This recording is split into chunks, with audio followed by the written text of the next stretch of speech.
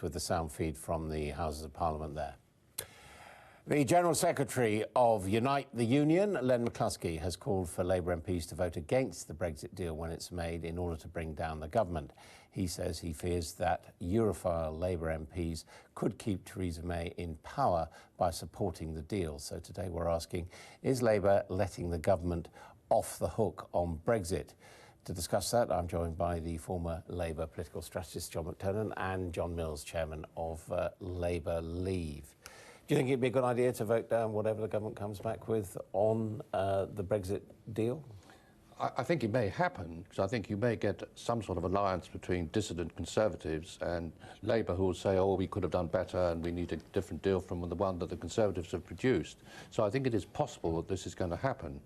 On the Labour position generally, I mean, I think that Jeremy Corbyn is quite wise to keep his options open, partly because I think the Labour Party is very split on this issue. Although the House of Commons, the MPs are very much in favour of Remain, that's not true of a large minority of Labour supporters. And I think Jeremy Corbyn's better just to sit on the fence on this as long as he can and let the Conservatives fight it out. So I agree with Len McCluskey. Not a sentence I often say, but I agree with Len. When your opponents are in trouble, exploit it. Use everything you can to bring them down. You have to tear down this government. They lost their mandate when they lost their majority in the last election, and I think get them out by any means necessary. I mean, do you think there is a danger? I mean, I don't quite see the logic that pro-European MPs could help the government. No, I don't understand that logic either. I think I mean, I agree with John in that. I think Jeremy Corbyn and the Labour leadership are playing a very clever game at the moment on Brexit, which is by not talking about what they want. A few of us who are commentators can bump our gums and worry about it, but actually it means that basically all the news and commentary is about the splits inside the government. And the first rule of politics is a divided party falls, divided governments fall. It be a short time, a long time, it doesn't matter. The divisions are too deep for the government to survive in the end. And so I think Jeremy is being cautious.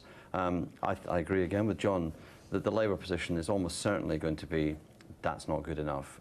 No explanation as to how we could have done it better, but that's not good enough. And and you've seen it with what Keir Starmer is doing, and even sometimes what Jeremy and John McDonnell do. They'll say, we want a Brexit for jobs. This loses jobs, therefore we can't endorse this. They'll find any means to delegitimate any deal. But I mean, the argument that's often made is that the country is very polarised around this question of Brexit, that the majority of Labour MPs and the majority, two-thirds of Labour voters, were Remainers, and therefore Labour might do better if it just came out and identified with that, even although I know it's not your position. Well, I think if there was only a very small minority of Labour voters who were in favour of Leave, that might be right. But in fact, there's a very large minority, something close to 40%.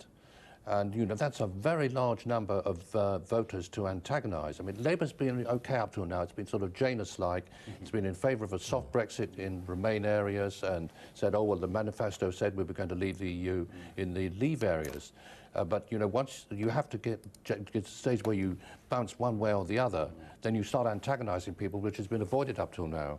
Yeah, look, I think the biggest single problem that people who support Remain have is how do you explain to voters that you're going to reverse the decision of a democratic vote, a referendum?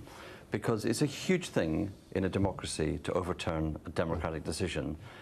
I think the decision was wrong, but democracy is not about telling the public you got it wrong and we're going to keep on asking you till you get it right. But you see, that raises the question: if you are a pro-EU, Remainers, whether you concentrate on this idea of rerunning it and revoking it, or whether you put all your efforts into securing a soft Brexit. One thing that I was talking to John about before we came on is I am astounded by the the few people who actually even argue there are opportunities in Brexit, because there are always opportunities in change. Change is threatening, change is risk, but risk brings opportunities. And I don't understand why there's not a debate on left and right about the different opportunities for left and right.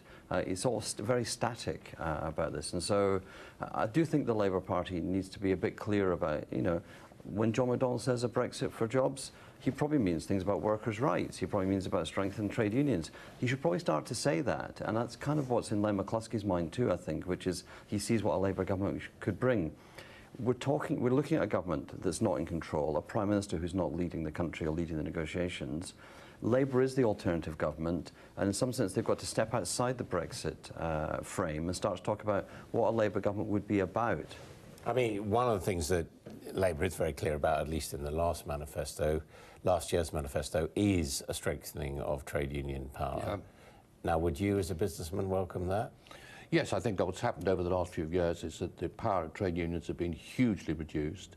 I think this has had a lot to do with the way the Labour remuneration has polarised, which I think has been a very unfortunate thing to happen. I mean, I think that working people deserve to have a much stronger representation than they've got at the moment, so I would certainly welcome that. I mean, the history of trade union legislation has been a feeling that frankly, that trade union action gummed up the economy, and that if you give the unions back more power, we're going to have more strikes. Well, I think what's happened is that there were problems in the 1970s, but what's happened since then has been far too much of a move in the other direction. And I think it's very unbalanced at the moment, and I think it's been very bad for the country to see all this polarisation taking place as a result. You can explain Trump and you can explain Brexit by one simple thing, which is that the return on labour, your wages, has been static since the 70s in America. It's been static in Britain since the global financial crisis.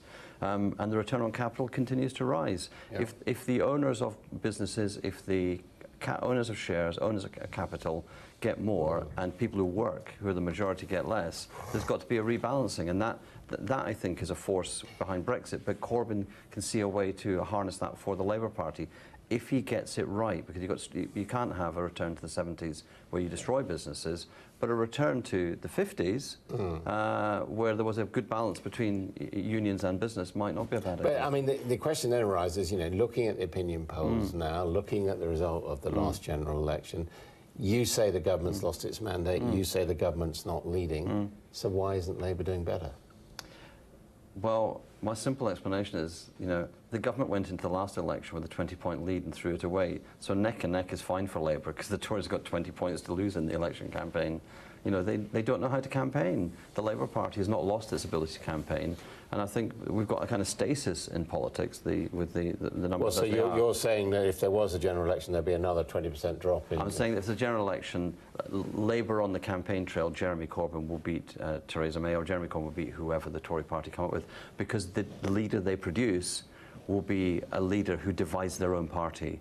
Whereas Labour are united behind Jeremy Corbyn. We all want to see Prime Minister Corbyn. United behind Jeremy Corbyn? We all want to see Prime Minister Jeremy Corbyn.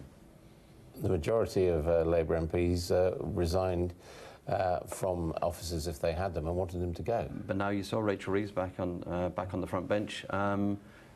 The Labour, you know, in the end, there can be no Labour Party in government that doesn't include me and Jeremy Corbyn, that doesn't include Tony Blair and John McDonnell. We've all got to live with each other. I mean, are you that complacent about the next election? Labour are going to win it?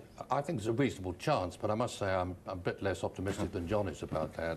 I mean, I think there are some concerns that people have about some elements of the Labour Party policy which may work against us. But I do agree that if the Labour Party is disunited, then it's much more likely to lose, and what we've really got to do is to rally round and do our best to agree on what we're going to do and fight for it. What about this possibility, and really this is relevant to Brexit, that the Labour Party is becoming like the Democratic Party in America, losing its links to trade unions, losing its links to blue-collar labour, becoming the party of the university-educated, of city dwellers, and losing... Well, the important thing is that more and more of us every year are university educated, and more of us live in cities. So Labour has got the majority of the future. That's a huge advantage. And as we saw in the election, when Canterbury fell to the Labour Party, when Hove became a massive majority, when Hastings nearly fell, that Labour is winning in not just London, but the South But East. that would argue for being more pro-European than the Conservatives, wouldn't it? It's hard to be less pro-European than the Conservatives. Labour needs to win in the north as well. Yes. And, you know, there the dynamics are very different. I mean, I think there's a real danger of the Labour Party becoming more and more middle class, more and more public sector orientated, more and more in favour of globalisation, more London orientated, way better educated, and just losing Yeah, touch. but if they're on the winning side, that's where the majority is, then that could be a good thing Well, if the the problem is- policies implemented favoured those people that you've identified. Yes, I mean, the real problem is, can you get a majority without bringing behind you all these potentially disenchanted voters in the North and the Midlands? And I'm not sure you can. That's the dilemma. Where are they going to go, though? Well, I mean, there's quite a lot of them voted Conservative. Nearly half of the C2s voted Conservative last time round.